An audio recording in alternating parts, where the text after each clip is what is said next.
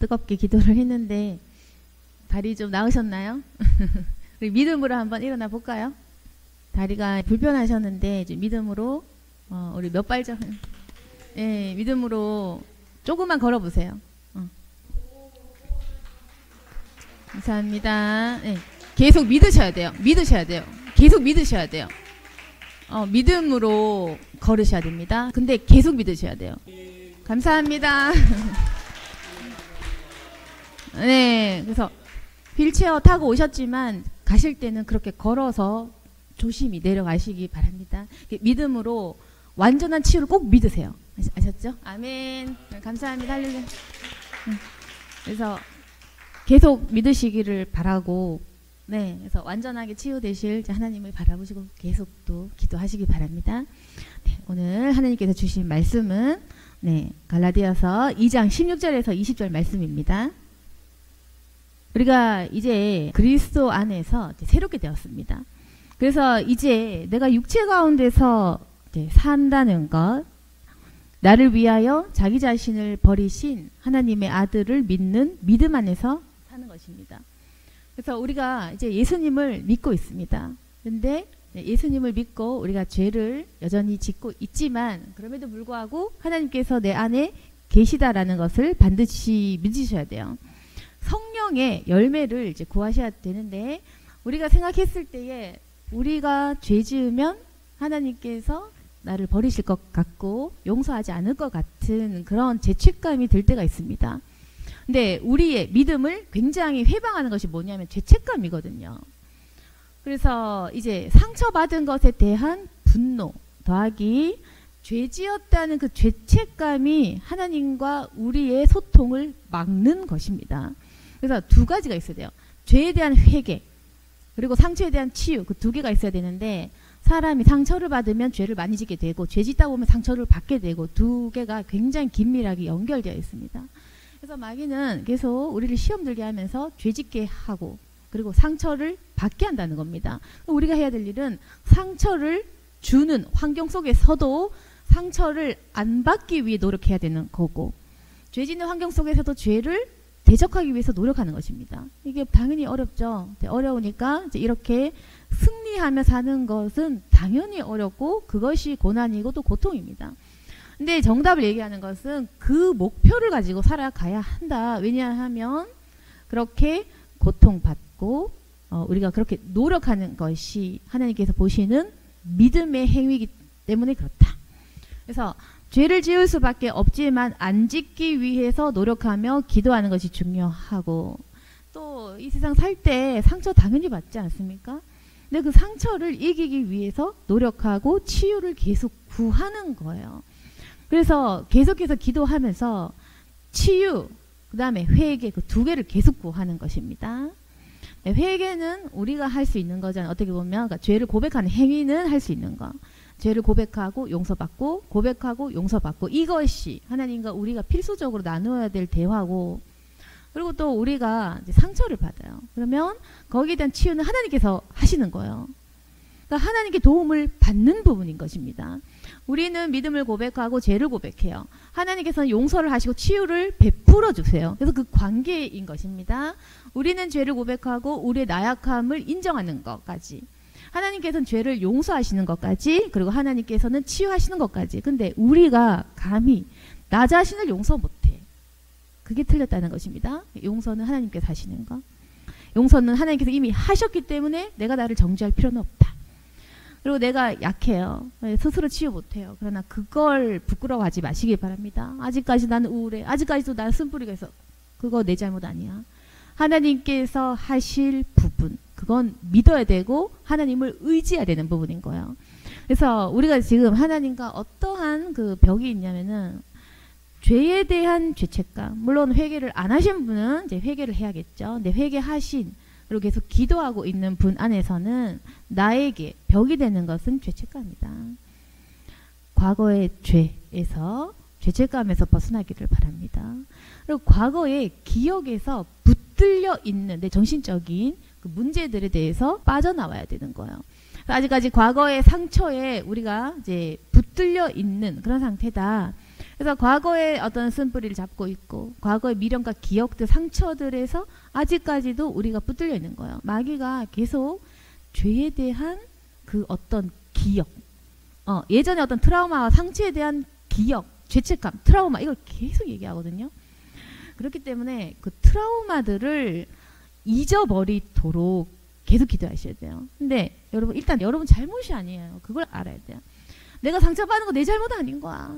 죄인들이 있기 때문에 사람들과의 상처는 어쩔 수 없이 누구나 당연히 받는 거고 이 세상이 약하기 때문에 세상에서부터 받을 수 없는 그 상처가 있을 수밖에 없는 것이고 그러니까 여러분 내 잘못이 아니다. 내 잘못 아니야. 상처받은 거 내 잘못 아니야. 그걸 일단은 받아들이시고 그럼 누구의 잘못이냐.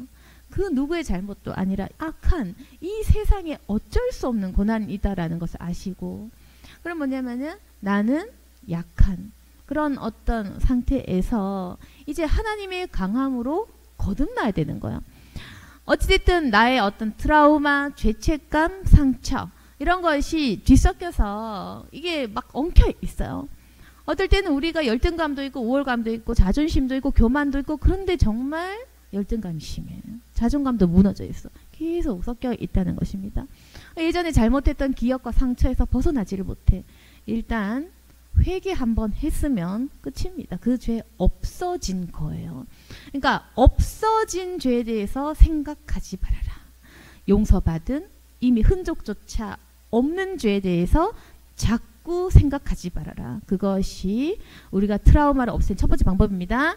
이미 회개한 죄에 대해서 죄책감 갖지 말고 잊어버려라. 그건 없어진 거니까. 그러니까 이제 마귀가요 기억을 줘요. 내가 이미 회개했는데 자꾸 그 기억을 그 어떤 이미지, 환상, 그 기억들을 떠올리게 하거든요. 그래서 그걸 대적하고 기도하는 것입니다. 또 내가 상처받은 부분들이 있죠. 이미 내가 주 안에서 거듭났는데도 예전에 우울했던 것, 예전에 힘들었던 것, 슬펐던 것을 계속 회상하게 만드는 거예요. 그래서 어떤 상황이 갔을 때 그때 그 트라우마가 확 일어나서 갑작스럽게 우울하게 다운되게 기도 못하게 그게 막는 거거든요. 그것도 마귀가 주는 것이기 때문에 대적 기도를 해야 된다는 것입니다. 그래서 이처럼 우리가 죄책감에서 벗어나는 것, 상처를 치유하는 것은 굉장히 중요한 것이고 결국 이것이 마음의 상처, 마음의 상처는 또 육신으로도 결국 연결이 또 되기 마련입니다. 그래서 하나님 앞에서 치유를 구하시고 기적을 반드시 믿어야 돼요.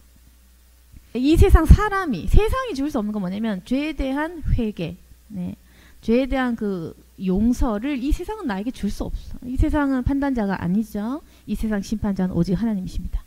그렇기 때문에 하나님께만 용서받으면 되는 문제, 하나님께서 나를 거듭나시게 하실 것이기 때문에 그것을 믿으면 되는 문제. 그럼 내가 지금 해야 될 것은 믿고 하나님 의지하고 다시 일어나면 된다는 것입니다. 결국 우리가 할 수 있는 것은 믿음밖에 없어요. 책임질 수 있는 것도 없고 약속 드릴 수 있는 것도 없고 우리가 할 수 있는 것도 없고 행위도 없어. 근데 믿을 수는 있다. 근데 하나님께서는 행위보다는 믿음, 오직 믿음, 믿음만 있으면 천국 간다. 나를 믿기만 해라. 그 때문에 우리가 100점 맞을 수 있는 거예요. 우리가 행위로는 늘 무너지고 실수합니다. 내가 내 자신이 마음에 안 들어. 늘 무너졌으니까 상관없는 거야. 하나님께서는 일어서느냐 믿느냐 다시금 나를 의지하겠느냐 그 질문에 대한 답인 거지 생각보다 우리 행위에 대해서 크게 따지시지 않습니다. 왜냐하면 인간의 무능력함, 무력함을 아시기 때문에 생각보다 우리의 열심보다 우리의 마음을 보신다. 물론 우리의 열매도 중히 보시죠. 그게 마음의 표현이니까 그렇게 중히 보시는 것이다. 그래서 우리의 어떤 사역적 열매와 열심도 굉장히 소중하고 아름답지만 그건 마음의 어떤 표현인 거지 정말 중요한 것은 중심인 것이다. 믿음인 것이다.